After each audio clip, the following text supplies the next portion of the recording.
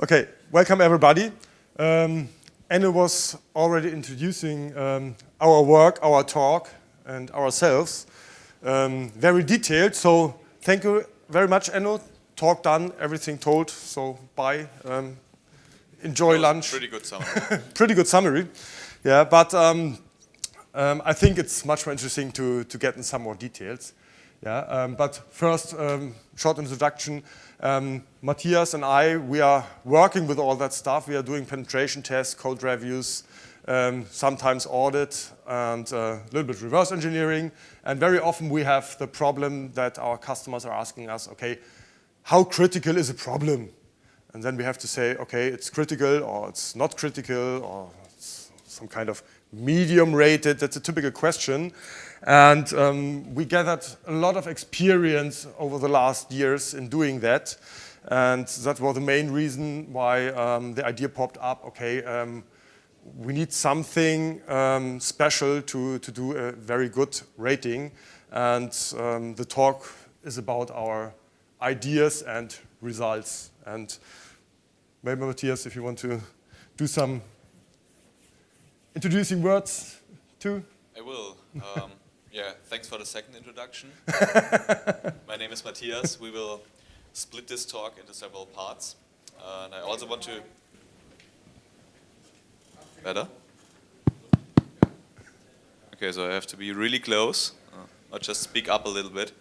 I also want to come back to Enno's introduction. As he mentioned, we came up with a metric that describes vulnerabilities. Actually, we came up with multiple metrics that we changed over time. And this is one of the topics, one of the research topics at ERW that probably has one of the longest durations until we came to a somewhat final result. And during this process, we came across several pitfalls that you have to avoid when you want to rate vulnerabilities. So there are two main areas that we want to cover, share these pitfalls with you, to tell you, okay, what you should do and what you should not do when you want to rate vulnerabilities, especially on a large scale. And then we want to present you our approach. That is based on a lot of experience that we gathered both from assessments, penetration tests, audits, whatever we did at customers, and experiences on customer side. So it's not like we're the first guys thinking about this problem, but I think we got some rather good ideas in there and a very good summary of everything we saw out there and we experienced. So this is the agenda for our talk. First, we will give you a slightly more comprehensive problem statement than we did so far, like vulnerability rating is difficult, there are pitfalls. We will tell you about those pitfalls. Then we will have a look at existing approaches and see how they deal or not deal with those pitfalls. We will have several demos in here. And we will require your heavy interaction. I hope you're ready after that. I mean, it's the second day. There was the dinner yesterday, but it's late in the morning, so I hope you're fit for some interaction.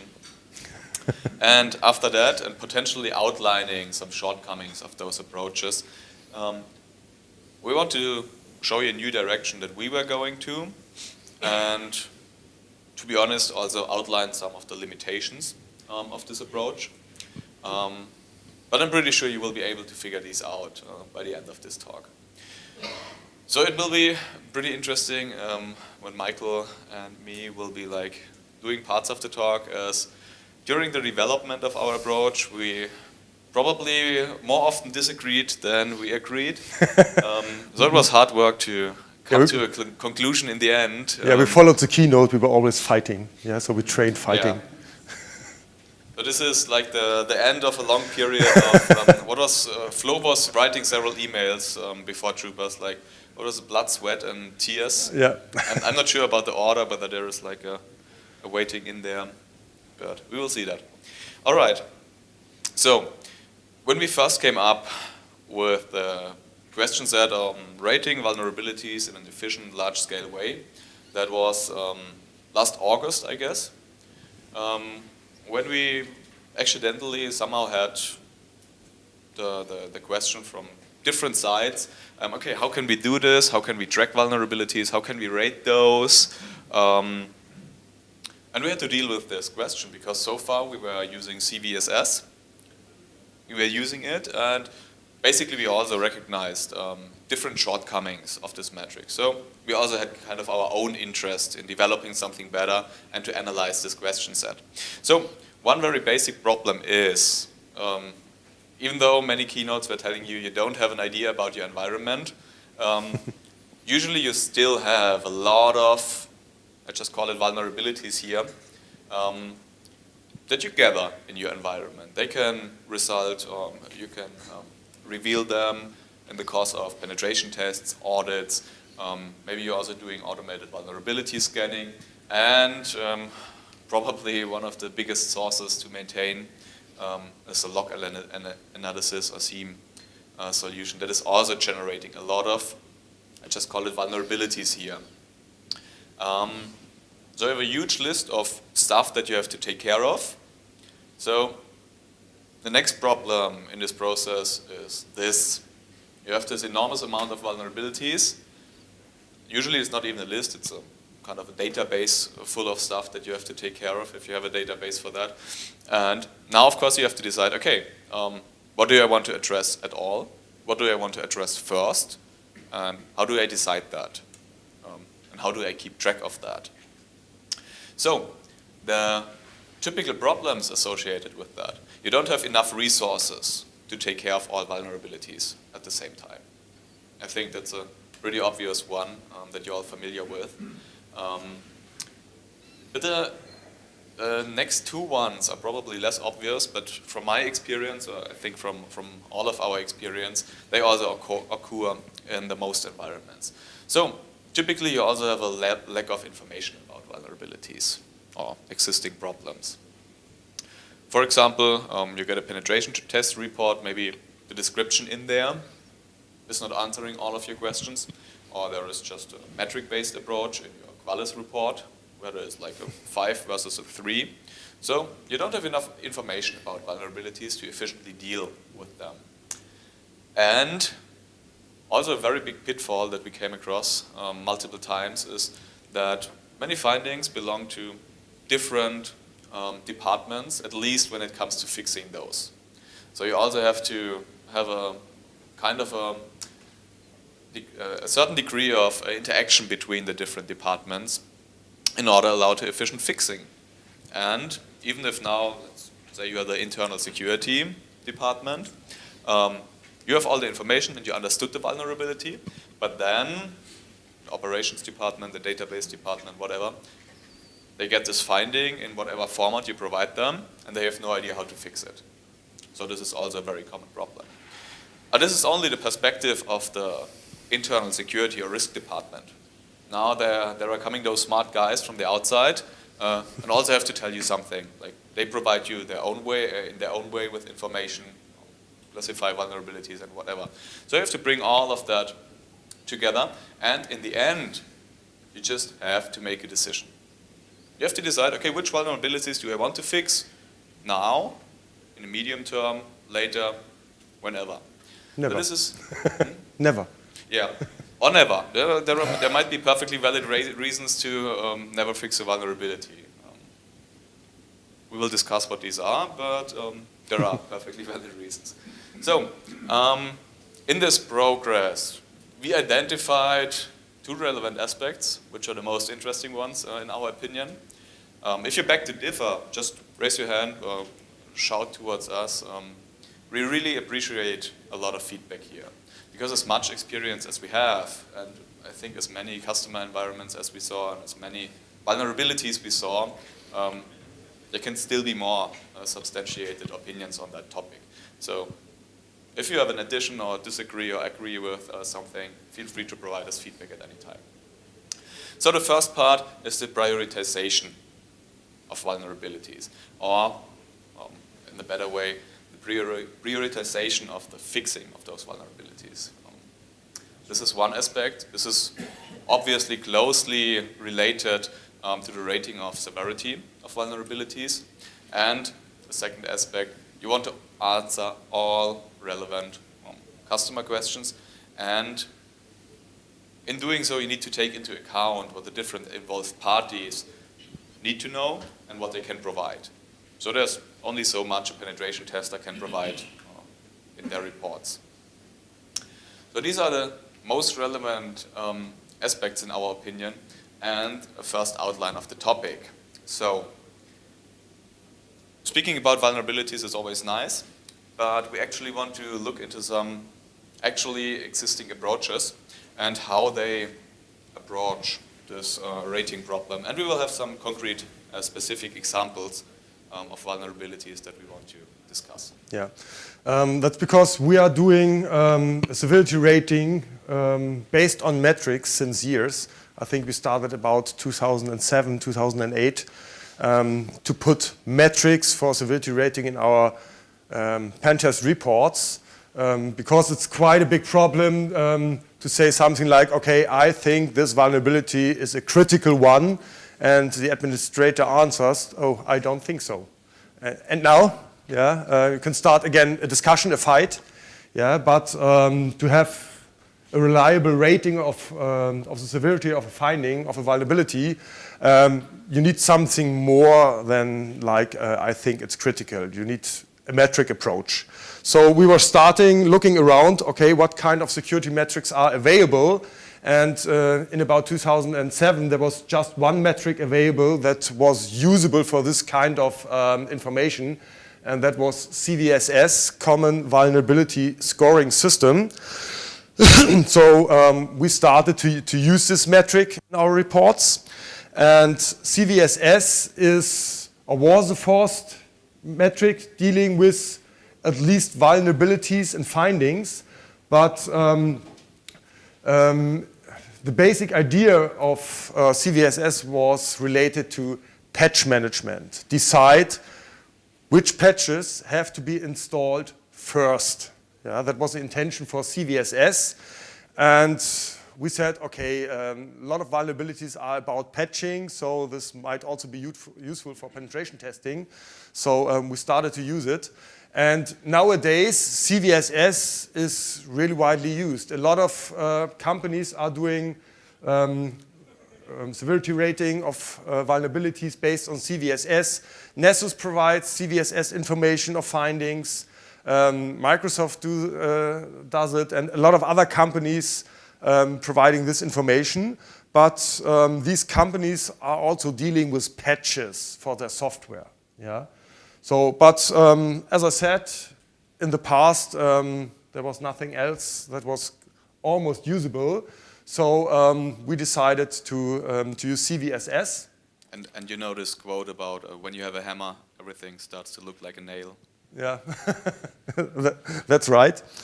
Yeah, and CBSS was quite interesting because when we were talking about vulnerabilities, one other problem is that companies have different opinions about the criticality of findings. Some companies think this SQL injection is a critical finding, and another company has the opinion of this finding for our business is not so critical. So there are different views on a finding based on the business purpose of a company.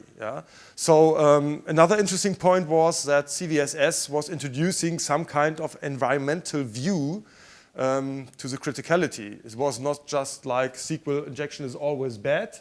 It was like, okay, this SQL injection might be bad for this environment or this company. So it was kind of company related view. And of course, because CBSS was focused and scoped on patch management, you had it answered some typical questions like, what is the impact of the vulnerability? What is the target distribution? If 1,000 Windows servers are affected, then it's clear you have to install the patch quite quickly. If you're talking about let's say, one system in the basement that almost everyone has already forgotten, it might be not so important to install this kind, the patch on this kind of system. Yeah, but it was related to patches. And the guys of CBSS had a quite interesting formula, strong math. I'm not the biggest fan of strong math. I think a simple formula might be more helpful. Yeah, but they had a formula, and especially they had three categories. Yeah, one category they called the base metric, who is related to the characteristics of the finding of the vulnerability. Some kind of temporal metrics related to the exploitability and patch availability of the vulnerability, and then the already mentioned environmental metrics, information related to the customer or company environment. The base metric never changes, yeah, characteristics of a finding of a vulnerability. Temporal metrics might be subject to change, for example, because an exploit becomes available. Yeah, and the environmental metrics, I think that shouldn't change so often, yeah, but there's also the possibility that some stuff in the environment will change. And the rating, especially the formula, uses a concept that the temporal score that's calculated is based on the results of the base metric, and the environmental score is also based on the temporal score and on the base score, and the environmental score is also the final score. That's the concept behind the formula. We have some questions that are answered in the CBSS concept, like in the characteristics of the finding, the base metric or the base metric group. Access vector, is the vulnerability accessible from the internet, from a company network, or is it just a local problem? Yeah, the access complexity or the attack complexity. You need a lot of know-how to exploit this issue, or can everyone download a tool and run it? Do you need to be authenticated to exploit the vulnerability? And what is the impact for confidentiality, integrity, and availability? Yeah. Then in the temporal metric group, exploitability, which means is an exploit available, a reliable one, something like a worm or a Metasploit module, or is it just a proof of concept, or is no proof of concept or no kind of code available, at least for downloading from the internet? What's the remediation level? Are patches available, official fixes, workarounds, and that stuff? And report confidence, how reliable is the source of the vulnerability?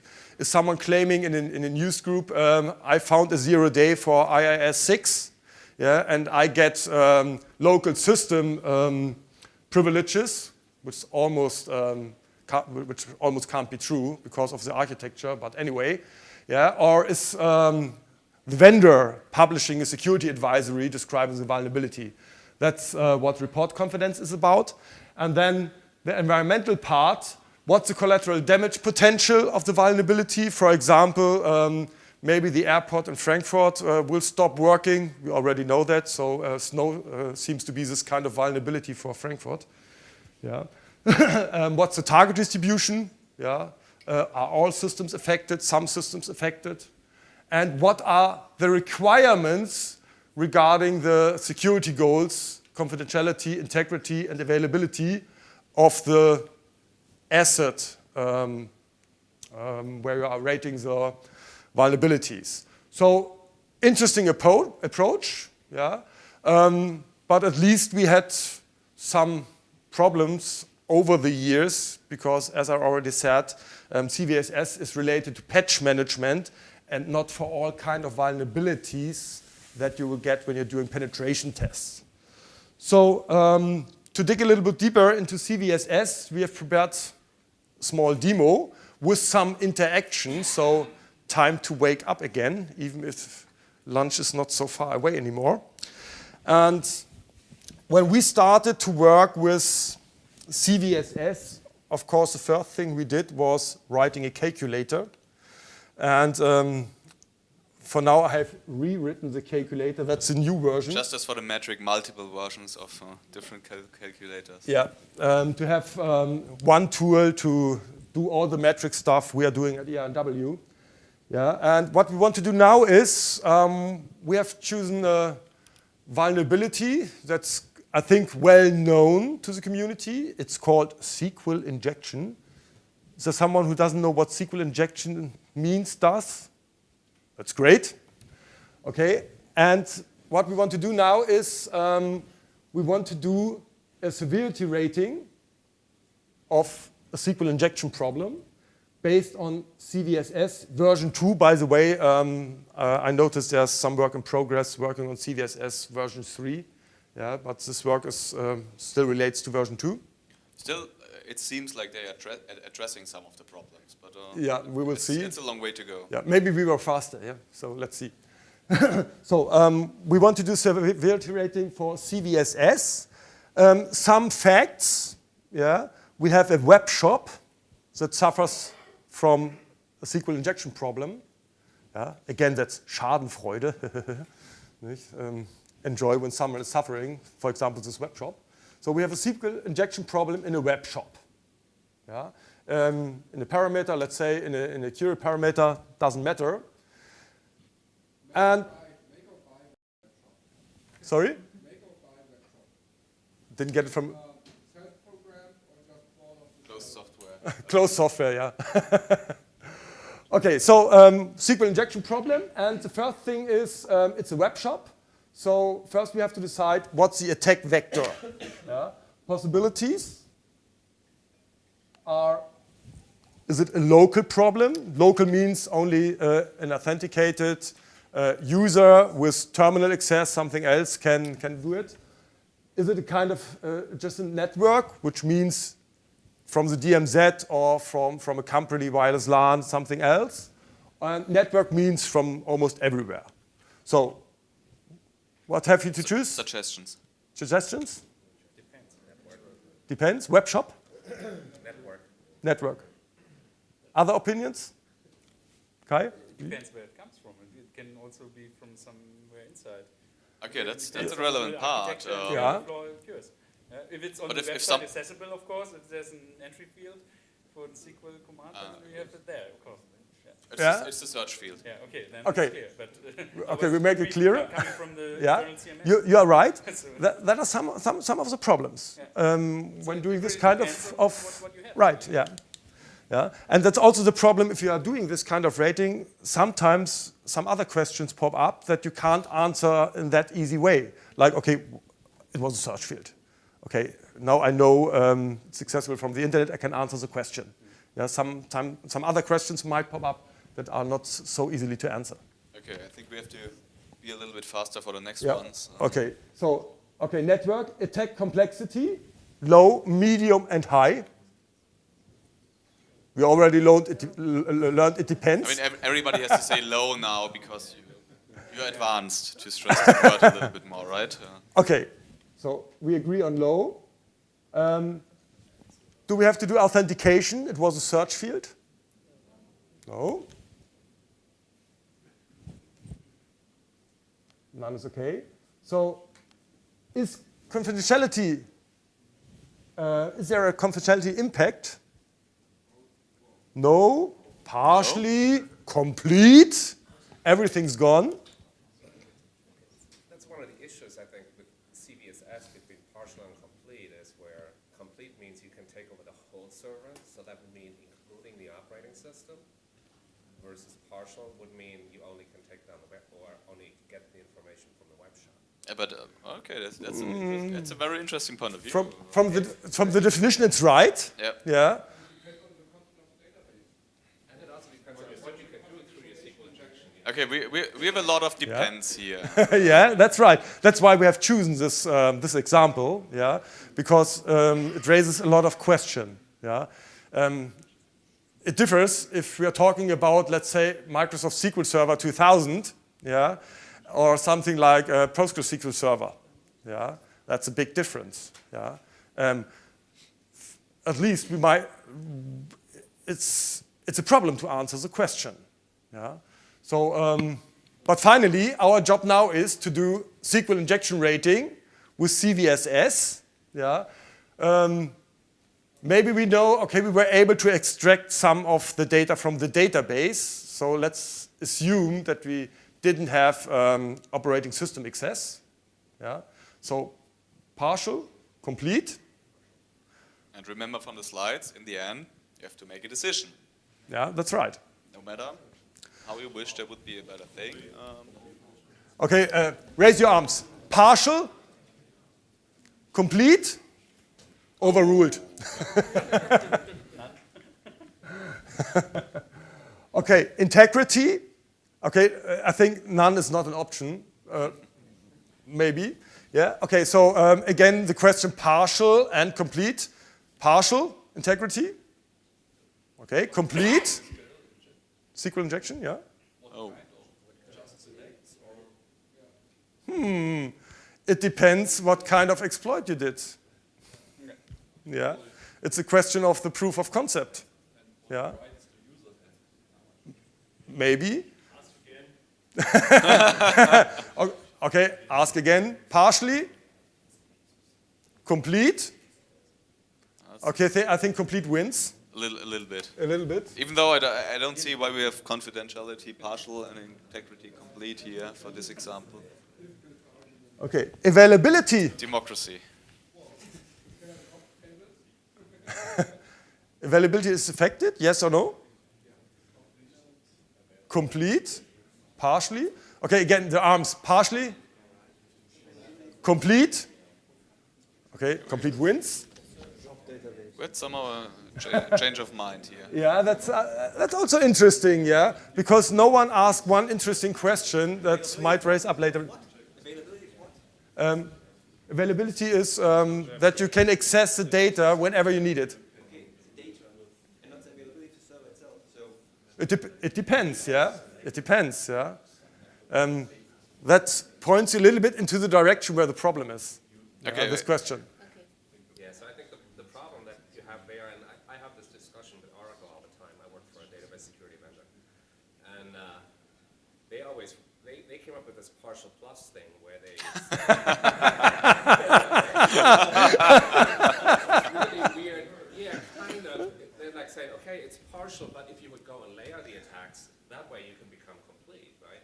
So, and I think this is really what applies here all the time. Yeah, that's right. Yeah, if you just have a straight SQL injection and you just gather data from that server, that would be a partial, but because you can usually layer those attacks and then exploit a vulnerability in that system, now you have a complete. Exactly, it's one of the problems. Yeah. You actually too, like this slight fuzziness in the parameters and the layering of attacks. I think we should summarize move on. this here. Exploitability. Let's say we have some kind of proof of concept. Yeah. So high means it's a kind of worm or metasploit module. Okay, this information is publicly available in the internet. There's a lot of documentation, but because it's this web shop, yeah. It's only one particular web shop. Yeah, so maybe it's more kind of proof of concept, yeah. But on the other hand, the attacks are well known, so database is well known. SQL injection attack strings as proof of concept are well known. Itself, the server. Yeah, but we're talking about the concrete, specific vulnerability. It's a particular web shop, but it uses a standard It uses SQL server. it uses a SQL server, of course. Yeah, but that's not the root cause for the SQL injection vulnerability. No, but it depends on the attack string because there are some. I think some, the question is about there are some SQL servers that are not so well known, at least related to their SQL syntax. Yeah. Let's assume it's an Oracle server. Okay. What do you mean? High? Functional? Raise your arms. Functional. High. Okay, functional wins. Functional. Remediation level. What do we have? Official fix, temporary fix, workaround, no fix available. We don't talk about undefined. It's Oracle.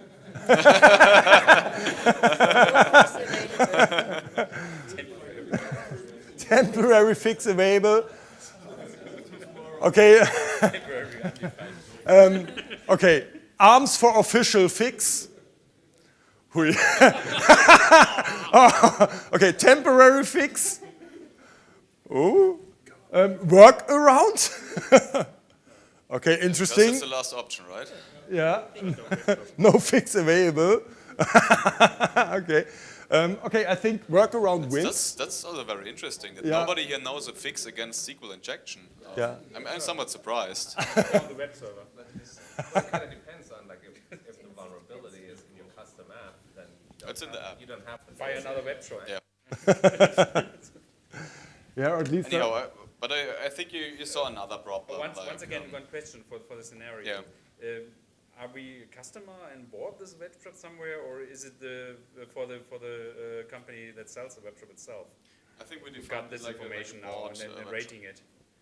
Is it the user or the company using the web shop we are talking here about, or that makes the rating? or We is are it the web penetration shop testers seller? here. We are the penetration Yeah, the testers. So penetration. from our point of For the web view, shop seller or for the customer of the web shop? Customer. customer. Yeah. Okay. Usually the customer has to pay for these kind of assessments. So. Yeah. Okay, then we have report confidence, unconfirmed, uncorroborated, confirmed. Okay, I think that we have to answer this question because it relates to the quality of our penetration testing methodology. So I say it's confirmed. Of course. Okay, environmental score. This information typically comes from the customer. So it's about the decision he has to make. Yeah, and I'm losing my mic. Collateral damage potential. Yeah, it's low, medium, medium, high, high. There are some kind of explanations about this. High means a successful exploit of the vulnerability may result in catastrophic physical or property damage and loss. Catastrophic.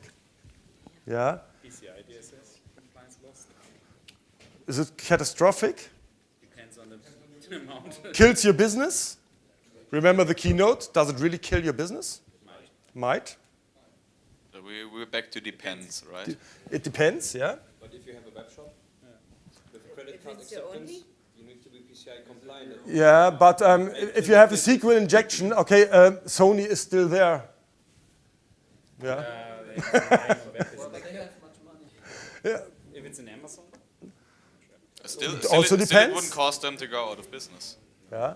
But Sony doesn't have a web shop. It kind of Amazon. or eBay. Do you think Amazon would go out of business if there would be a SQL injection? I don't think so, to be honest. Yeah. Probably they won't even use customers. Yeah. Yeah. So, but again, another interesting discussion. Yeah, because customer and he's just relying on just online business, and then he's getting all of this and he doesn't So get a fix. okay, Yep. to kind of settle this a little bit. So this is for the penetration tester, for the external party, one of the information that is the most difficult to fill Yeah. in. yeah, and especially we don't discuss it. If you say, from our point of view, I will take this information now and say, if you say, from my point of view, it's high, then you get your high. Because this information relates to your business. And if you think it's high, then it's high. Yeah. So we can't help explaining what this value means. Yeah. To give you a better understanding how to fill out this information. But finally, it's your decision. Yeah? And if you don't agree, typically we fill out this part, and if you don't agree, you can change it as you like, because this brings your business scope into the rating. Yeah? And also, if you remember the keynote and the former slides, problem often is that the guys that tell us to test, IT operations or something like that, or a security department. So there's also a gap of understanding between business and operations. And so this question is also very hard to answer. Yeah. Okay, let's move to the next one, target distribution of the web shop.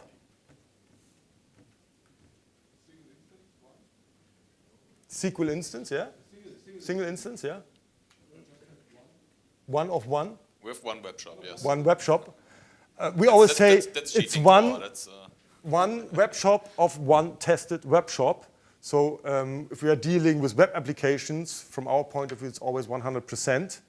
Yeah. The other approach would be, okay, count the number of web shops that you are operating in your environment, and maybe you can say something, okay, it was 1 of our 5 web shops, but doesn't make sense from our point of view. Yeah. So just to hurry up a little bit, okay, we say it's 100%. What are the requirements for the confidentiality? So I think these are all kind of depends questions. So I think just go also with the high. Yeah, okay. And collateral damage potential high, then we assume that integrity, availability is also high. And finally, we get a CBSS final score, 9.5, 10 is the maximum. Yeah? Looks good for SQL injection, right? Okay. But what we wanted to demonstrate with this example rating is, especially CBSS is raising a lot of questions. It's not so easy to fill out all the options. You had a lot of things to know from the penetration test, and you had a lot of things to ask. Yeah? So it was the first approach, but with a lot of open questions from our side. Okay, I will switch back to the slides, Matthias. all right. I think we had the big demonstration here for CBSS. There are several. There's one big other approach as for a complete metric, which is the WSS. You see they changed vulnerability to weakness, which is an interesting thing because I also referred to vulnerabilities in the first place from all the input sources, if you remember that. And vulnerability isn't always a very accurate term for everything you discover. Because vulnerability usually relates to something that you can exploit somehow. So they also claim to be able to score weaknesses. We will have several examples later what the difference is exactly. But the idea is to have a broader field of application. They want to allow automatic scoring processes. They want to allow more custom rating of vulnerabilities and weaknesses, and all kind of security-related problems you might occur, you might stumble across. And it includes also just the CBSS characteristics of the weakness. They also have environmental requirements, and they also have 3 groups: the base finding group, the attack surface group, and the environmental group. There is another relevant thing. It is currently version 0.8, and it is this version since 2 years. I don't think they updated their website very much. So they are kind of not making progress here. So the different parameters are not that well defined yet. So sometimes they are difficult to understand what exactly is the meaning. Okay. And if we have a score ranging from 0 to 100, but you have 4 categories for each finding, which I will show you in this slide. So this is basically the options you can choose from for each parameter that I showed you. And there is one big thing that I see as a problem is the quantified factor. So you can range your factor from 0 to 1. So we will always have huge discussions about these factors. Then you have finding confidence, proven true, proven locally true, proven false. In this case, it's somewhat intuitive. I don't think you directly get the meaning of proven locally true, neither do we in all cases. And there are parameter examples that even lead to more confusion, like we had it with CBSS. That's a comparable thing. There are some parameters in there we think are really relevant, but still the overall handling is far away from the optimum. So as we're running out of time, I will leave it that way. You have problems similar to CBSS. We have some good approaches in there, but unfortunately, no work going on. So in some environments, we also saw rating of vulnerabilities on the risk-based approach, that you distinguish between threats and vulnerabilities, which is a very good idea. Again, I say we will come back to that later.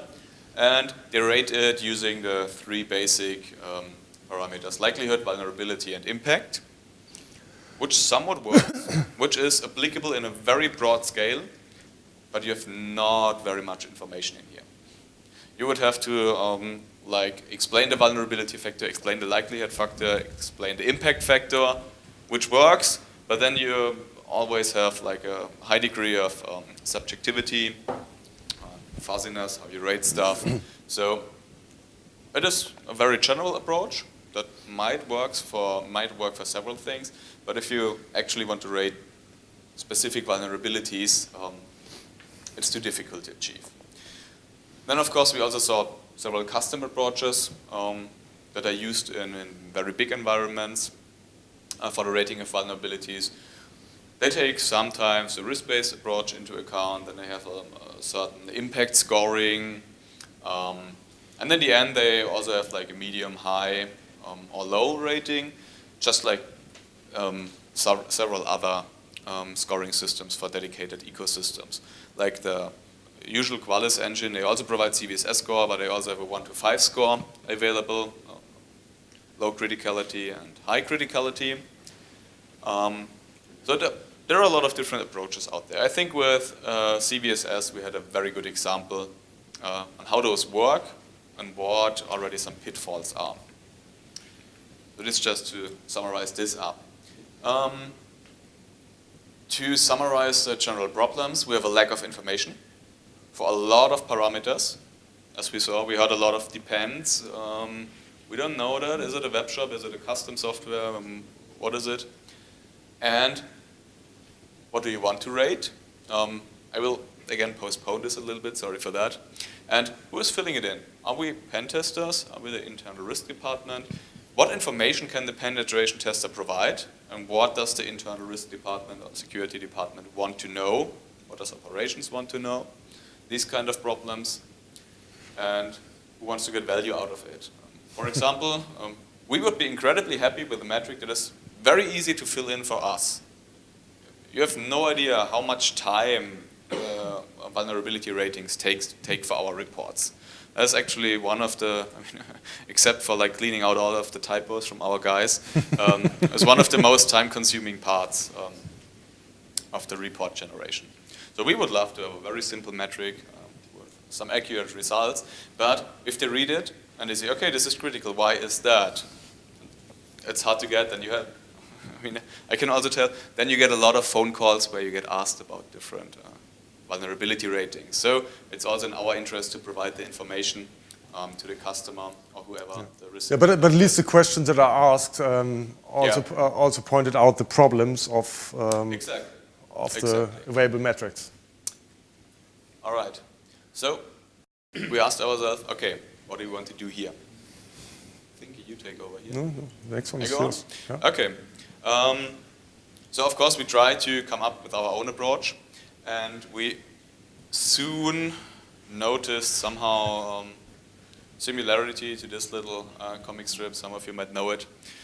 And as I already told you, we had a lot of meetings since last August where we basically every meeting came up with a different approach, and at the end of each meeting we thought, yeah, this is good, this will work. And then 2 weeks or 4 weeks after that, we looked at it and said, yeah, we have to adjust it somehow. And so we went on. We had a lot of data material, given we do assessments on a daily basis. We would always try to, okay, let's apply this internally to the ongoing assessment XY and try find out if it works. Yeah, that was one of our main advantages, the experience and a lot of examples for the rating from all the assessments. Okay, so design goals of the metric was provide a severity rating that can be used for proper prioritization of vulnerabilities, because that's one of the most important questions. Okay, what kind of vulnerabilities do I have to fix first? Okay, sometimes I have some problems with my presenter. I'm not able to use it. I'm pressing the wrong buttons. Yeah, that's a presenter problem. No, presenter has a very broad No, term I'm here, running right? a personal firewall when I'm located in a conference network, and there were some warnings, so maybe some of the guys are playing around trying to hack computers. Yeah, not today, guys. Okay, so it was about prioritization. Answer the question, what kind of vulnerability do I have to fix first? Yeah, it should be a lightweighted approach with easy questions, clear questions that can be, or that gives some interesting information related to pen test results, maybe audit results. We were also discussing to use this metric for audit results. And easy and efficient to answer questions, clear questions, without a lot of dependencies and questions that are popping up. So we decided, okay, what are the questions we should answer from our side and from the customer's perspective. And finally, after long fights, we agreed to 5 categories. Even though I'm still not particularly happy with the names of them. That's, yeah, but at least we agreed to 5. So maybe we can continue. That's a huge progress. Yeah. Yeah, so maybe we can continue our fight later on, and let's see. So the first category was about characteristics of the vulnerability, exploitability, impact, mitigation, which is also a question that's asked very, very often. And of course, again, the environment, yeah, because that's important to get some kind of individual rating or customer-related rating. Looking at the characteristics, we also have the excess vector. Yeah, we have something we call required privilege level, yeah. Compromise level. We will show the things we can fill into these points later on in the tool. And the question, is there a qualified proof of concept? So did the pen tester really exploit the vulnerability, or is it, okay, I have an automated scan and let's say AppScan is telling me there's a SQL injection problem. Okay, check, SQL injection problem, yeah, which might be not a good source for that lately. Then exploitability. Basically, also what we always get asked is, okay, and who is able to exploit that with what effort? So we have the required skill level. Is it like an automated tool, a simple user, a script kiddie that can exploit this vulnerability, or is it a very skilled and motivated attacker? Then we have the time to exploit. How long does it take them? Is it a skilled and motivated attacker that is still to implement zero-day exploitation, because there is like a known problem, but no still has to develop exploit code because there's no exploit code available. So it will take them at least 2 to 4 weeks to develop this exploit code. And does he need to buy hardware or any other equipment? Yeah. In-flight entertainment systems cannot be hacked because you can't apply the plane for do some kind of research. That's still trying to convince Enno for that. Yeah. Then this is the last one, insider know-how required. Yeah. Financial effort and time is also somehow connected or related to each other. So human resources also financial effort. Yeah, but we want to clearly distinguish between okay, them. so this is just hardware. Yeah, the difference is spend time versus have a lot of money, for example, to buy a plane, yeah, or something else. As well as like insider know-how, do you need to know internal usernames, or do you need to know the source code of a custom developed application, something like that? And the most relevant item in here, enabling vulnerability present, if required. Is this a vulnerability that can only be exploited as part of a chain? Like, do you need to have like a vulnerability that gets your system access and then you can perform a local root exploit, something like that? So chain vulnerabilities. And if you found both in one test, then it's already there? It's also about the naming or the description of the finding, yeah, and that was also a strong fight because we were discussing, okay, what about this kind of chained exploits, yeah, how can we solve it? Use stuff like this, or give the stuff another name, but it's also about the testing methodology. Yeah? For example, you're looking for cross-site scripting, you're looking for SQL injection, Yeah, and of course, maybe you can combine some of the findings to fully compromise a system. Yeah, is it useful to write another finding like combined cross-arm SQL injection, whatever attack leads to system compromise, or focusing on the more detailed vulnerabilities? And finally, to stop the fight, we agreed, okay, we will put the stuff inside. Yeah. So we have both possibilities.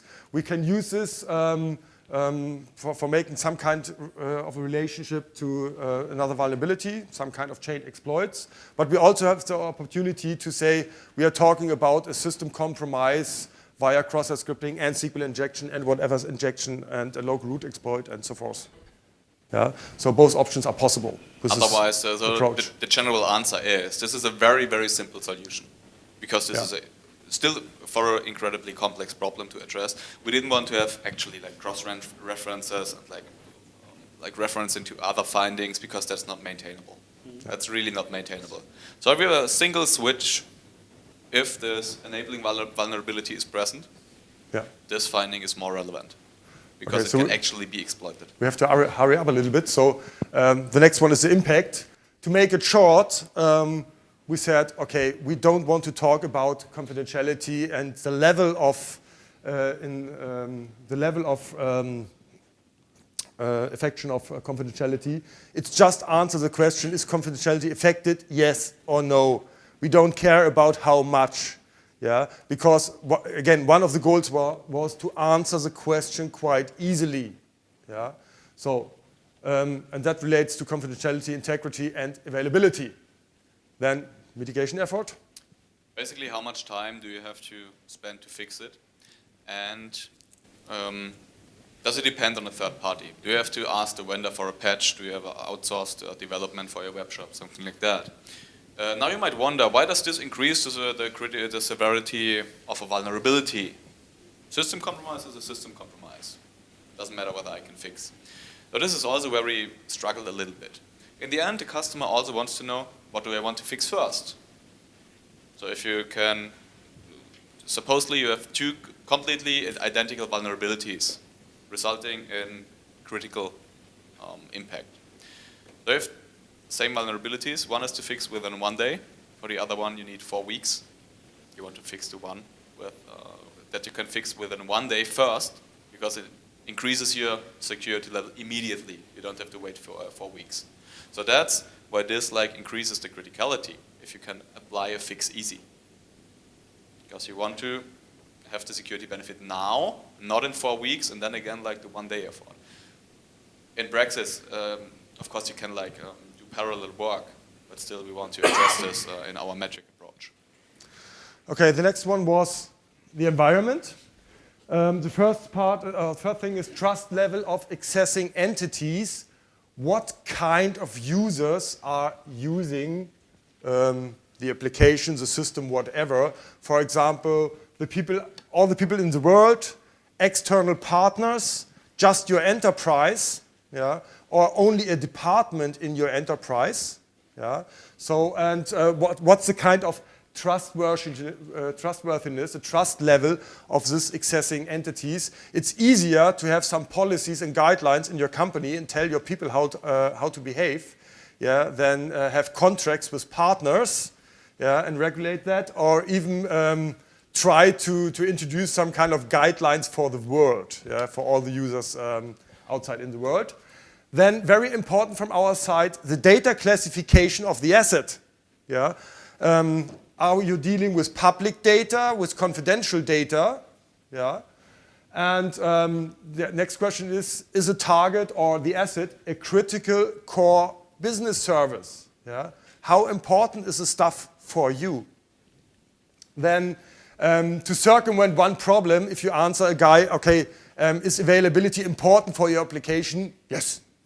Yeah. So it's always the same answer. So we tried to make a question like, can 1 hour outage be tolerated? Yeah. And because this requires, again, a lot of financial effort, there might be people who answer, okay, no. And this is, again, This is like the most accurate version of this. Yeah. There is a lot of fuzziness, but this, from our experience, this is the idea where you like get an idea how critical the application system actually is. Last but not least, are there external law compliance requirements that relate to your application server asset like PCI and Pitfalls? Yeah. So that was also one point. Then we introduced something like a weight factor. How important are the individual questions for the rating? Some are more important than others. Yeah. To hurry up a little bit, that are the values. I won't discuss them in detail. And finally, we ended up with, from our point of view, quite a simple formula. That's only the complex representation. Yeah. So if you remember math in school. Bit smarter, even smarter. Yeah. It's just about making multiplication of the weight and the result, summarize the values, and multiply with 100, divided to the maximum possible results. That's also, again, summarized. We try to keep the formula quite basic because I think complexity also kills in this kind of math that you're putting into the application. Okay, next short demo. Yeah. Of course, we have also... I know that lunch is waiting, but Enno said we can go over time by 10 minutes. So if you're hungry, yeah, we are not well trained by Enno, so we are not guilty. It's horrible. I mean, if you let two colleagues present that are known to like hear themselves talking, this is what happens. Yeah. We will have a debrief on that. Okay, did I tell you that I have to leave in time on Friday? Okay, let's go to the ERRS. It's because you're always calling me der Alte. That's an insider. Sorry for wasting your time. So let's have a look at the metric. The ERRS Rapid Rating System. That's how we called it.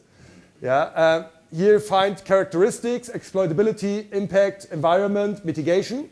Yeah, and nice and fancy graph to visualize the stuff.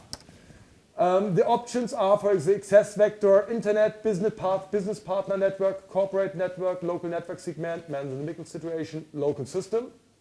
Required privilege level, authenticated, unauthenticated, authenticated user, administrator. Compromise level, which is one of the most important things from our point of view. Privileged system compromise, which means root access. Unprivileged system compromise, which means something like access with user nobody. And so do we have a major DOS, minor DOS? Are we talking about a major information disclosure, minor information disclosure, or stuff like best practice violation? There's a book that tells you that you don't use HTTP, that you have to use the HTTP only attribute when setting cookies. Yeah. Not looking at your requirements, maybe you want to deal with the cookies in JavaScript. Do you know it doesn't work. The infamous trace HTTP method? I mean, it doesn't get much weight. Still, it has to be considered somehow. Yeah. As it might an indicator, or they didn't do the hardening overall. Yeah. Then we have a lot of yes and no questions. Was a qualified proof of concept documented? We have the exploitability. Attacker skill set, script kiddie user, IT professional, skilled and motivated attacker. Time to exploit, less than 1 day until more than 1 month. Financial effort, private feasible, company feasible, or government feasible. Think about the APTs outside there. So private feasible, right? Yeah. Enabling vulnerability present if required, insider know-how required. Then, as I said, confidentiality, integrity, availability affected. Related to the processed data on the asset, yeah, which has some kind of relationship to the data classification on the system. Yeah.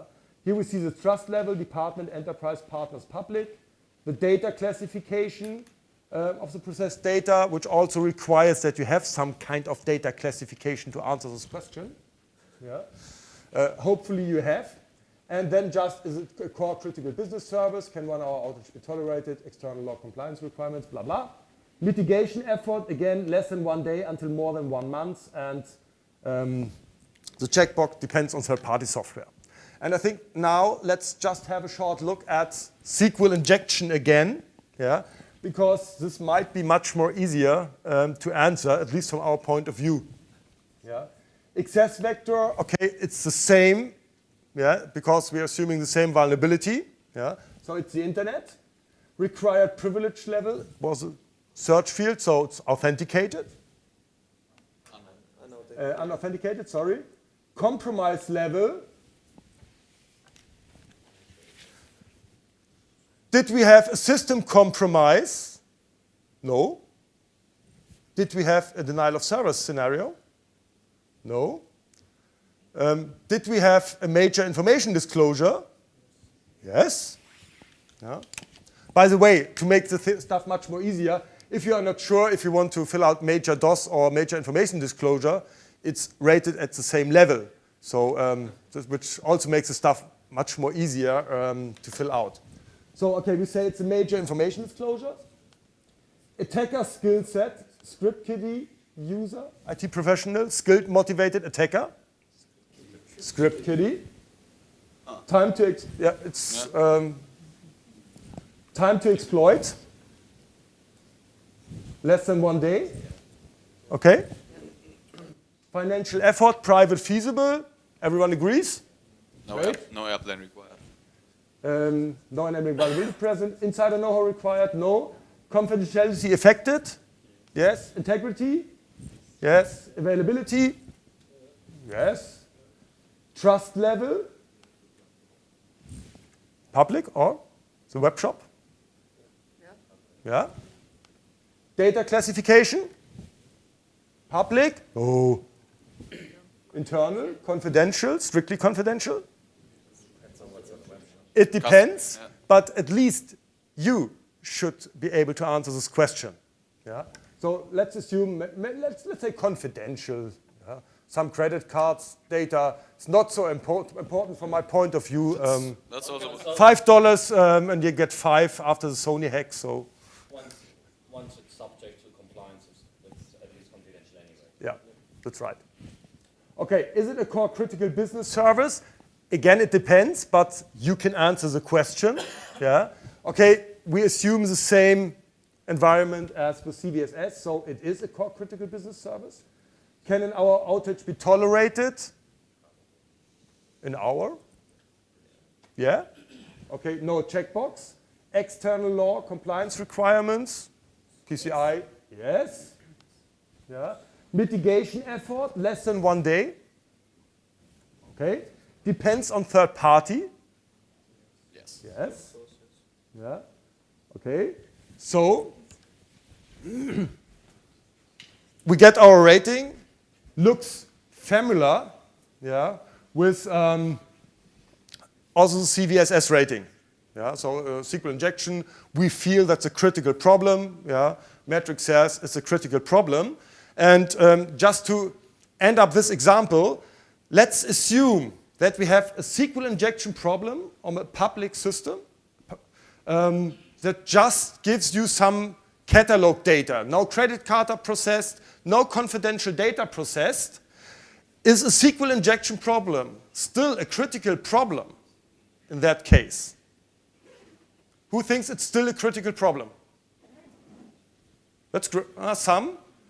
Who does not? At least You can no always clear tell from the decision. level of the hand raising how. Yeah. But let's assume from the metric part, we have internet, we have unauthenticated. It might be not a major information disclosure anymore because it's about a catalog and you can browse the catalog, so you will get the data anyway. Yeah. So it's only a minor information disclosure. Is confidentiality affected? No, it's public data, yeah, a catalog. Is integrity affected?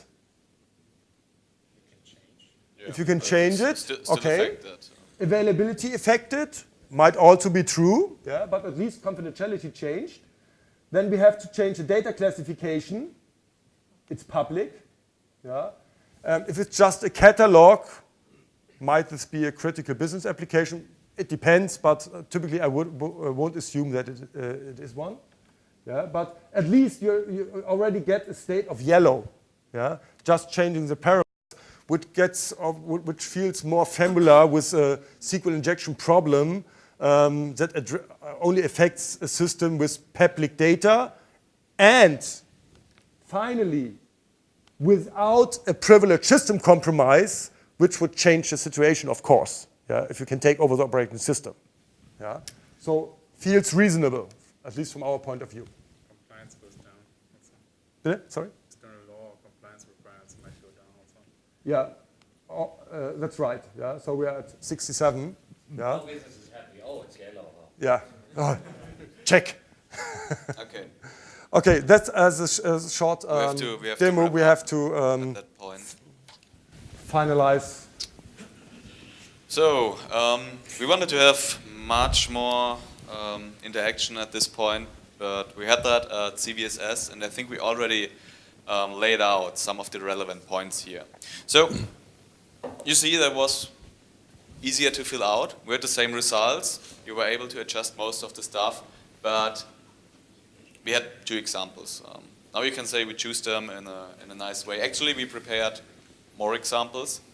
Some of them, most of them fit, of course, because we're giving a presentation here. But there are something in the beginning, we called that audit findings. Something like a weak passport policy. Or if you stumble that they have insufficient backup, but they still would need it. Even though this is not necessarily the focus of a penetration test, we would still mention it in order to increase the overall level of security in there. We think that will help them. So let's just call it audit findings. You will not be able to score like 100% accurately with this metric. We are aware of that. We don't think we will fit that into that metric. Maybe we'll come up with another one. We will see. Because it will break the usability. Finally, trying to do everything with one approach, it will break the usability. And that was one of our main goals, was to make or to construct a usable one. I think what we made clear during the talk, good metrics are hard. We discovered that the hard way. I mean, it's not a big surprise, but still, it feels hard if you discover it. And have a clear understanding of the questions that both sides want to have answered. There are several questions in this metric. I'm pretty sure some of you wondered, why is this in this category? Why is it formulated that way? Why is this increasing or decreasing the stuff? Actually, if you try to approach this from doing nice categories and using information you know and group that together, you will miss some points. So always have the question in mind both sides can answer and want to have answered. And distinguish at least between directly exploitable vulnerabilities, SQL injection, or not directly exploitable vulnerabilities, audit findings, insufficient backup, such stuff. This requires a different approach. But I'm now still really interested in the topic, so there's probably more to come yet. So conclusions. Again, God metrics are hard. At least they produce hard fights. Yeah, but we learned that we are well trained if we're doing these fights. Yeah, but from our point of view, we are in a phase that we can say, okay, we are at version 0.9. Yeah, and we think that it's more usable, or at least better usable than CBSS at the moment, and of course more intuitive than CBSS, which didn't have any kind of improvement since almost 2 years. It's a kind of starting point to work, for example, with some kind of internal custom metrics. Yeah? If our concept doesn't work, at least for you, we are aware that there might be some special cases where our approach won't work, let's say, in the best way, but we tried to test it with all these kind of special cases, looking at HTTP trace method enabled, looking at findings like HTTP only, attribute not set. Yeah, these kind of findings that are always discussed if they are real findings or how to deal with them.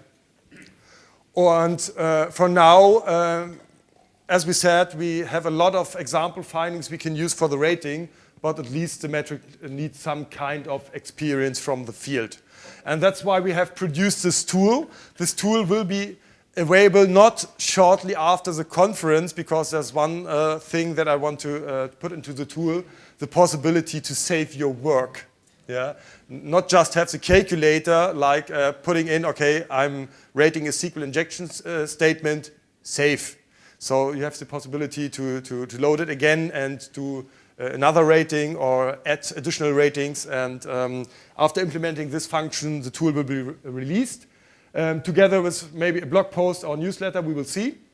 Yeah, and the tool will be for free, so you are able to download it. And the tool will be available for Mac OS X, Windows, and Linux. Yeah, not only, and it's not based on Java.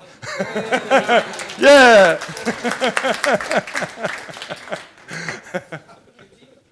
Okay, and finally, thank you for asking questions during the talk. I like that much more than asking for questions after the talk. So thank you for interaction. And if you did notice that, wait a moment, Enno, please.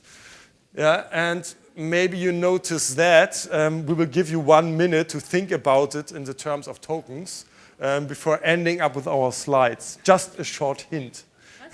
Okay, Enno, thank you. We will answer questions over lunch. Yeah. Enjoy yourself. Thank you.